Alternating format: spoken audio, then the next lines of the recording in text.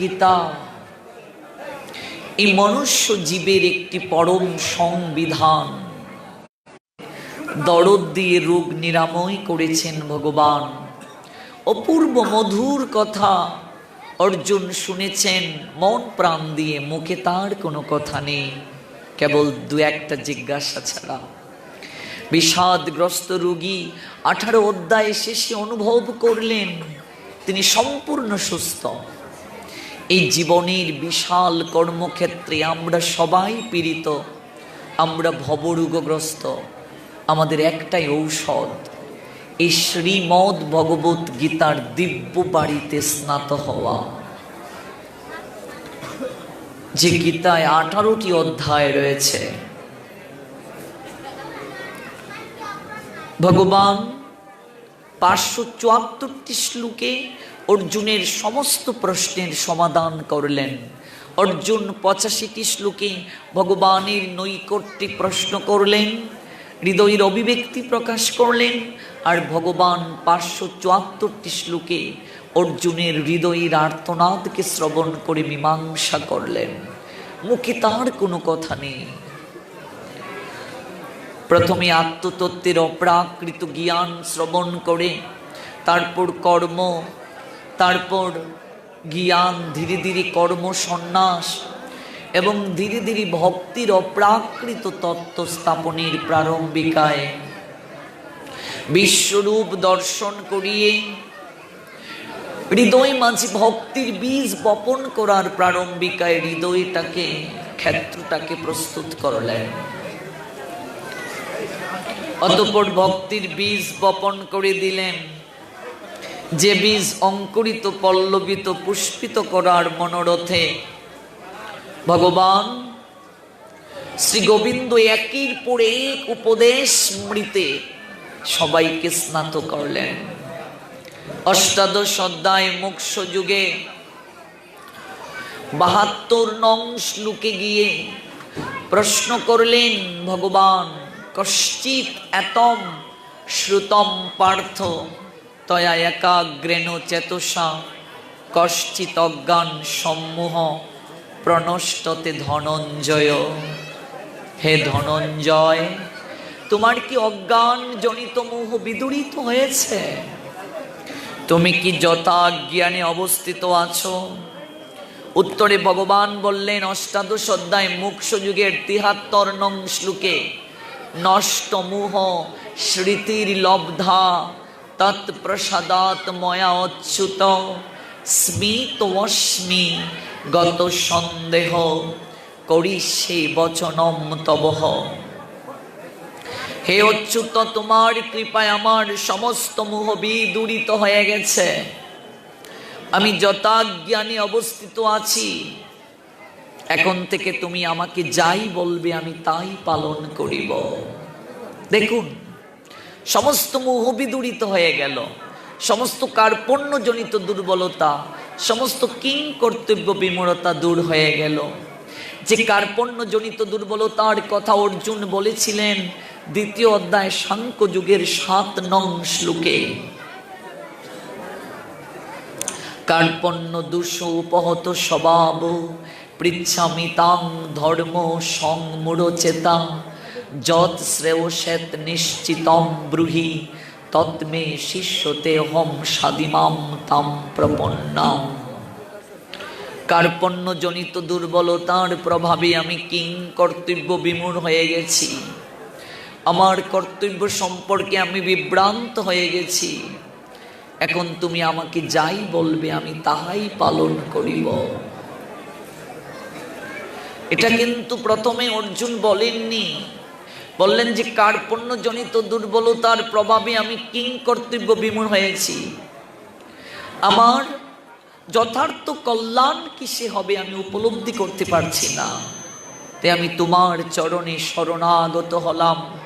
তুমি আমাকে বলে দাও কোন পথে চললে আমার মঙ্গল হবে। আমি তোমার শিষ্যত্বে রূপান্তরিত হতে চাই। তুমি কৃপা করে আমাকে শিষ্যত্বে গ্রহণ করো এবং তুমি বলে দাও কোন পথে চললে আমার মঙ্গল হবে। ভগবান তাকে অপ্রাকৃত প্রেম পীযূষ দান করলেন। তার আগে দেখবেন ভগবান এত শাসন তাকে করেন নাই। যদিও গীতার দ্বিতীয় অধ্যায় সাংখ্য যুগের 2 নং শ্লোকে ভগবান বলছেন, কুতত্মা কস্মলমিদম বিষমে সমুপস্থিতম অনার্য জুষ্টম অস্বর্গম অকীর্তিকরম অর্জুন। এই ঘোর সংকটময় যুদ্ধস্থলে যারা জীবনের প্রকৃত মূল্য বুঝে না, সেই সমনার্যের মতো সুখানল তোমার হৃদয়ে কি করে প্রদীপ্ত হলো? এই ধরনের মনোভাব তোমাকে স্বর্গলোকে উত্তীর্ণ করবে না, পক্ষান্তরে তোমার সমস্ত যশ রাশিকে বিনষ্ট করে দেবে। এই যে শ্লোকটা ভগবান বললেন, এই শ্লোকটার মাঝে ভগবানের পূর্ণ শাসন ছিল না অর্জুনকে। তার পিছনে অনেক কারণ আছে। কথা কি ঠিক মতো শোনা যাচ্ছে? আমি তো শুনতে পাচ্ছি না ভালো করে। আলোচনার একটা সুষ্ঠু পরিবেশ দরকার। ভালো সাউন্ড বক্স না হলে হয় কি করে? এগুলো দুঃখের কথা, আমি সব জায়গায় বলি। দেখবেন গায়ে হলুদের সময় আমরা সবচেয়ে হাই পাই বক্স, আর ভাগবত কথায় মুড়ির টিন কেন আমি বুঝতে পারি না। বিষয়গুলো আমি একদম বুঝতে পারি না। এই জন্য আমি পাঠে আসলে আগেই বলি, এত বড় প্রাঙ্গণে 1 পেয়ার সাউন্ড মুড়ির টিন বক্স দিয়ে পাঠ হয় বলুন? ভালো করে কথাই আমি বুঝতে পারছি না। পাঠের তো একটা সিস্টেমিক আছে। আমি যদি নিজেই না বুঝে আপনারা কি আনন্দ পাবেন বলুন? শোনা যাচ্ছে কি?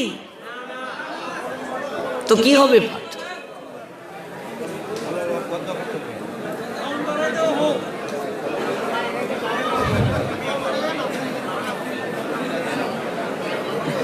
বক্সের তো ক্যালোরি কম।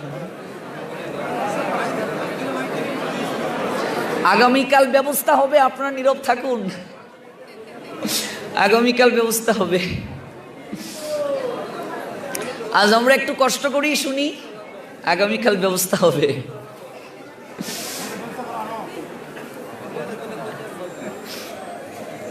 এই জন্য বলা হয়েছে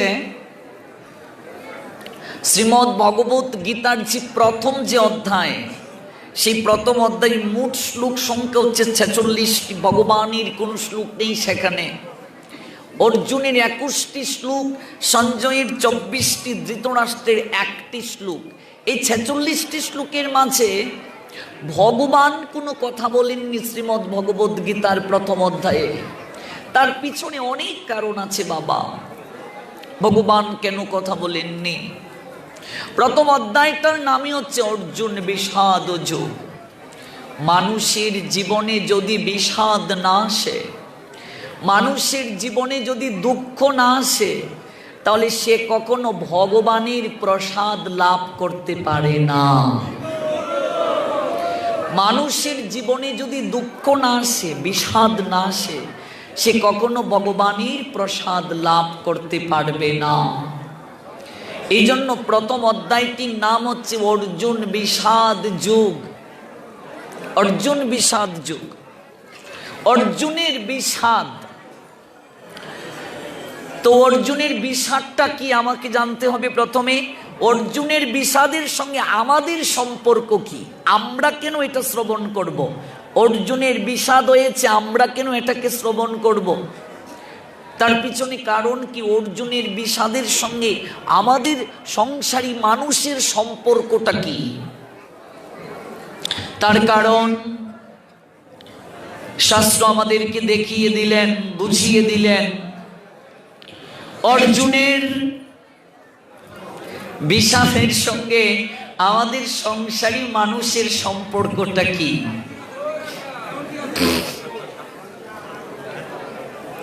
শ্রীমদ্ ভগবত গীতায় মোট 46টি শ্লোক। প্রথম অধ্যায়টা শুরু হয়েছে ধৃতরাষ্ট্রের মাধ্যমে। ধৃতরাষ্ট্র গীতা শুরু করলেন। কাকে বললেন? সঞ্জয়কে। ওই সঞ্জয়টাকে গবললেন, মুনির পুত্র হচ্ছেন সঞ্জয়। ওই সঞ্জয়ের মাধ্যমে ধৃতরাষ্ট্র অপ্রাকৃত কথা, এই যে ভগবান অপ্রাকৃত কথা বলছেন, এই কথা তথা যুদ্ধের সমস্ত বিবরণ ঘরে বসে শ্রবণ করার অপ্রাকৃত আশীর্বাদ পেলেন। আশীর্বাদটা কার কাছে পেলেন? কৃষ্ণ দ্বৈপায়ন বেদব্যাসের কাছ থেকে। কে সেই কৃষ্ণ দ্বৈপায়ন বেদব্যাস? যে বেদব্যাস আমাদের সনাতন সমাজের 1/3 গ্রন্থ রচনা করলেন, যার অপ্রাকৃত প্রসাদে আমরা এই অপ্রাকৃত তত্ত্ব সুধামৃতে অবগাহিত হওয়ার সৌভাগ্য পেয়েছি। তিনি হলেন কৃষ্ণ দ্বৈপায়ন বেদব্যাস, যিনি গীতাকে লিপিবদ্ধ করেছেন। এই গীতা লিপিবদ্ধ হওয়ার পূর্বে, অর্থাৎ এই যে ছাপাখানা আবিষ্কৃত হয়েছে, অর্থাৎ পুস্তক আকারে গীতা আসার পূর্বে তখনও তো গীতা ছিল। কিভাবে ছিল? এটা ছিল শ্রুত লিপির মাধ্যমে। ভগবান দেখলেন এই কলিহত জীবের আয়ু কম, বুদ্ধি কম, শ্রবণ শক্তি কম, স্মরণ শক্তি কম, মনে রাখার প্রক্রিয়া নাই, চঞ্চল মন তাদের, ভক্তি বৈরাগ্য হৃদয় মাঝে নাই। তাই কলিহত জীবকে কেমন করে এই অপ্রাকৃত প্রেম পীযুষ আস্বাদন করানো যায়, সেই জন্য ভগবানের শক্তাবেশ অবতার, শক্তাবেশ অর্থাৎ ভগবানের বিশেষ শক্তিকে হৃদয়ে লালন করে ব্যাসদেব জগতের বুকে আবির্ভূত হন। ভগবানের শক্তাবেশ অবতার রূপে ব্যাসদেব আসলেন। শক্তাবেশ অর্থাৎ বিশেষ শক্তি আবেশিত হয়ে ভগবান ব্যাসদেব রূপে আসলেন। তিনি এসে এই গীতার জ্ঞানকে লিপিবদ্ধ করলেন। তার আগে গীতার জ্ঞান পরম্পরাক্রমে ছিল, গুরু পরম্পরাক্রমে, এবং পরম্পরা প্রাপ্তম এবং রাজর্ষয়বিদুহ, রাজর্ষিদের মাধ্যমে প্রাপ্ত হয়ে আসা এই অপ্রাকৃত গীতার জ্ঞান গুরু পরম্পরাক্রমে জগতের বুকে প্রচলিত ছিল। কিন্তু একসময় এই পরম্পরাটা নষ্ট হয়ে যায়। আমরা সদাচার ঠিকভাবে পালন না করার কারণে, ব্রহ্মচর্য ব্রত পালন না করার কারণে এই অপ্রাকৃত পরম্পরা নষ্ট হয়ে যায়। এবং পরম্পরা প্রাপ্ত মিমম রাজর্ষয় বিদুহ সকালে নইহ মহতা যুগ নষ্ট পরন্তপ। হে পরন্তপ, কালের প্রভাবে এই পরম্পরা নষ্ট হয়ে যায়। আমরা গীতার জ্ঞান হারিয়ে ফেলি, আমরা গীতার জ্ঞান হারিয়ে ফেলি। তখন ভগবান এই অপ্রাকৃত গীতার জ্ঞান জগৎ জীবকে পুনরায় দান করতে মনস্থ করলেন। কার মাধ্যমে? অর্জুনের মাধ্যমে অপ্রাকৃত গীতার জ্ঞান পুনরায় দান করলেন অর্জুনকে উদ্দেশ্য করে। কখন থেকে? আজ থেকে আনুমানিক 5000 বছরের আগে ভারতের হরিয়ানা রাজ্যের কুরুক্ষেত্রে সরস্বতী নদীর তীরে জ্যোতিষর নামক জায়গায় অগ্রহায়ণ মাসের শুক্ল পক্ষের মুখ্যদা একাদশী রোজ রবিবার সকাল আনুমানিক 8:30 ভেতরে একটা বটবৃক্ষের নিচে বসে অর্জুনকে উপলক্ষ করে জগতের সবাইকে এই অপ্রাকৃত গীতার জ্ঞান দান করলেন। আমরা পেলাম এই অপ্রাকৃত তত্ত্ব। কিন্তু প্রশ্নটা সেই জায়গায় নয়। প্রশ্নটা হচ্ছে এই যে আমরা 18 অধ্যায় সম্বলিত গীতা পেলাম। দেখুন, গীতা 18 অধ্যায়, 18 দিনে মহাভারতের যুদ্ধ হয়েছিল, তা তো সবাই জানেন। 18 অক্ষণী সৈন্য কুরুক্ষেত্রের যুদ্ধে অংশগ্রহণ করেছে। 18টা পুরাণ, 18টা উপপুরাণ, 108টা উপনিষদ। এই যে আমরা হরিনাম জপ করি, জপমালায় দেখবেন 108টা গুটি। তারপর দেখবেন এই যে শ্রীবাসাঙ্গিনা সাজানো হয়েছে, এটা যে সুতো দ্বারা রাউন্ড দেয়া হবে, এখানে দেখবেন এক যে আম্র পত্র দেয়া হয়, সেখানে 108টা আম পাতা দেয়া হয়। তারপর আপনি যখন পুজো করবেন দুর্গা পূজা, সেখানে 108টা পদ্ম প্রয়োজন। আপনি যদি মহাদেবীর পূজা করেন 108টা বেলপত্র প্রয়োজন। আপনি যদি ভগবান বিষ্ণু কিংবা নারায়ণের পূজা অর্চনা করেন 108টা সেখানে তুলসী পত্র প্রয়োজন। তাহলে দেখুন এই যে একটা সম্পর্ক, 108 108 মালায় গুটি, 108টা আম পাতা, 108টা বেলপাতা, 108টা তুলসী পত্র, 108টা পদ্ম। আচ্ছা সব জায়গায় 108 কেন বাবা? 107 হলেও তো পারতো, 106 হলেও তো পারতো, কিংবা 109 হলেও তো পারতো, একটা বেশিও হতে পারতো। 108 কেন? তাছাড়া 18 সংখ্যাটারও এমন কি গুরুত্ব? 18 দিনই কুরুক্ষেত্রের যুদ্ধ হলো, 18টা পুরাণ, 18টা উপপুরাণ। তারপর আমরা দেখতে পাই 18 অধ্যায় গীতা, সব জায়গায় 18। ওই 18 সংখ্যাটা কেন আর 108 কেন? নিশ্চয়ই তার পিছনে কোনো কারণ আছে। এগুলো কি কখনো ভেবেছেন? এই কারণগুলো কি? 18টা কেন? 18 দিনে কুরুক্ষেত্রের যুদ্ধ কেন? 18 অধ্যায় গীতা কেন? তারপর হচ্ছে 18 অক্ষৌণী সৈন্য কুরুক্ষেত্রের যুদ্ধে অংশগ্রহণ করেছে। আপনারা কি জানেন বাবা কুরুক্ষেত্রের যুদ্ধে কত সৈন্য অংশগ্রহণ করেছিল? 18 অক্ষৌণী। অক্ষৌণী মানে, যারা এই হিসাবটা জানেন না বলছি তাদেরকে, অক্ষৌণী, এক অক্ষৌণী সৈন্য সমান 2,18,700 জন। তাহলে ভেবে দেখুন কত যোদ্ধা, কত সৈন্য কুরুক্ষেত্রের যুদ্ধে অংশগ্রহণ করেছিল। এক অক্ষৌণী সৈন্য সমান 2,18,700 জন। আমরা 18 সংখ্যাটা কি বুঝবো, 108 সংখ্যাটা কি বুঝবো? এগুলো তত্ত্ব কথা। এই যে আপনি বিষ্ণু পূজা করবেন, মনে করুন বাড়িতে কদলী বৃক্ষ রোপণ করে সুতো টাঙিয়ে দেন না? সুতোর মাঝে আম পাতা নিশ্চয়ই দেন। কয়টা আম পাতা দেন আপনারা? কয়টা? 7টা।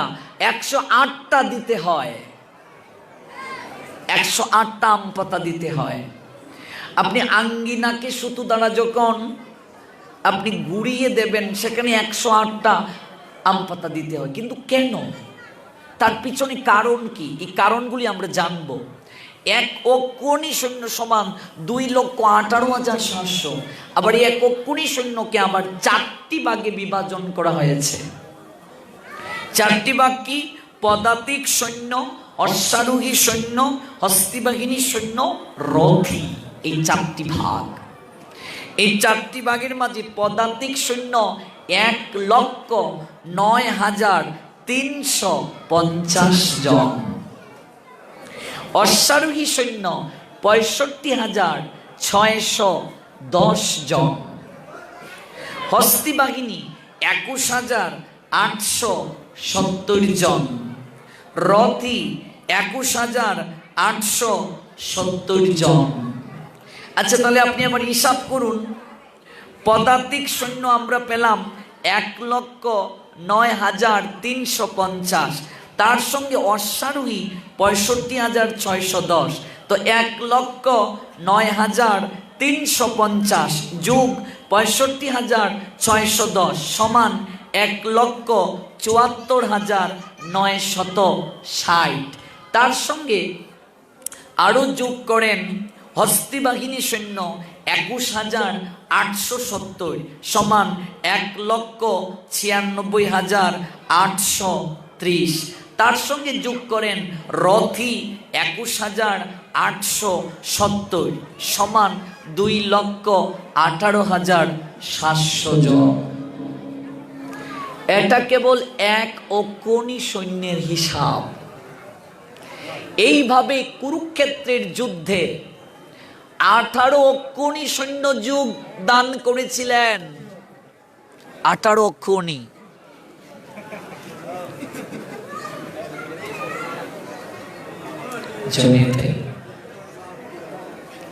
তো 1 অক্ষৌণী সৈন্য সমান 2,18,700। তাহলে 18 অক্ষৌণী সৈন্য সমান 2,18,700 গুণ 18 সমান 39,36,600 জন। অর্থাৎ কুরুক্ষেত্রের যুদ্ধে, মহাভারতের যুদ্ধে 39,36,600 জন যোদ্ধা অংশগ্রহণ করেছিলেন। ভাবা যায় 39,36,600 জন। ভেবে দেখো বাবা, কত বড় যুদ্ধ। 39,36,600 জন। আচ্ছা, তাহলে আরেকটা প্রশ্ন আসতে পারে আমাদের মাঝে, আমাদের মনে, তাহলে পাণ্ডবদের পক্ষে কতজন অংশগ্রহণ করেছিল, কৌরবদের পক্ষে কতজন অংশগ্রহণ করেছিল? আপনি মহাভারত না বুঝলে গীতা বুঝবেন না। আপনি মহাভারতের সঙ্গে যদি একটু সম্পর্ক না রাখেন, আপনি ভাগবত বুঝবেন না। আপনি মহাভারতের সঙ্গে একটু সম্পর্ক না রাখলে গীতা বুঝবেন না, গীতা বুঝবেন না। তবে আরেকটা কথা মনে রাখতে হবে, মহাভারতকে যতটুকু ভাগবত সমর্থন করেছেন, ভাগবত যে অংশটাকে গ্রহণ করার কথা বলছেন, কেবল সেই অংশটাই আমাদেরকে গ্রহণ করতে হবে। আমরা দেখতে পাই পাণ্ডবদের পক্ষে 7 অক্ষৌণী সৈন্য অংশগ্রহণ করেছিলেন। তো 1 অক্ষৌণী সৈন্য সমান 2,18,700। 7 অক্ষৌণী সৈন্য সমান, এবার গুণ করেন, 2,18,700 গুণ 7 সমান 15,30,900 জন। ভালো করে শুনুন, শোনা যাচ্ছে? পাণ্ডবদের পক্ষে 15,30,900 জন। কৌরবদের পক্ষে কত? 11 অক্ষৌণী। তো 1 অক্ষৌণী সৈন্য সমান 2,18,700। তো 11 অক্ষৌণী সৈন্য সমান 2,18,700 গুণ 11 সমান 24,05,700 জন। এটা কৌরবদের পক্ষে। কৌরবদের পক্ষে 24,05,700 আর পাণ্ডবদের পক্ষে 15,30,900। আবার গুণ করেন, আমরা এতক্ষণ করলাম, এই দুটোকে যদি আমরা সমষ্টি করি, মানে যোগফল করি, 24,05,700 যোগ 15,30,900, তাহলে দেখা যাচ্ছে আমরা পাই 39,36,600 জন। এ হচ্ছে কুরুক্ষেত্রের যুদ্ধে মোট সৈন্য অংশগ্রহণ করেছিলেন। 39,36,600 জন কুরুক্ষেত্রের যুদ্ধে অংশগ্রহণ করেছিলেন। 39,36,600 যে 600 জন অংশগ্রহণ করলেন, যুদ্ধ শেষে মাত্র জীবিত থাকলেন 10 জন। ভাবা যায় বাবা? 39,36,600 জন অংশগ্রহণ করলেন, আর যুদ্ধের শেষে মাত্র জীবিত 10 জন। তাহলে কি আপনাদের মনে ইচ্ছা জাগছে না 10 জনের নাম শোনার? বক্স ভালো থাকলে তো খুব পাঠ করতে আনন্দ পেতাম। সারা বাংলায় পাঠ করি আমি, সব জায়গায় যখন যাই বলি যে আর যাই করুন না করুন, বক্সটা যেন ভালো হয়। এখন মনে করুন এখানের যে আয়তন, এত বড় প্ল্যাটফর্মের মাঝে যদি এতটুকু ক্যালোরি যুক্ত বক্স হয় তাহলে হবে? আর এই বক্সের যে ক্যালোরি, এটার সঙ্গে যদি মিক্সার মেশিনের সঙ্গে মনিটর লাগায়, বাজবে? তাহলে বলুন তো, এগুলো যদি জ্ঞান না থাকে হবে কি করে?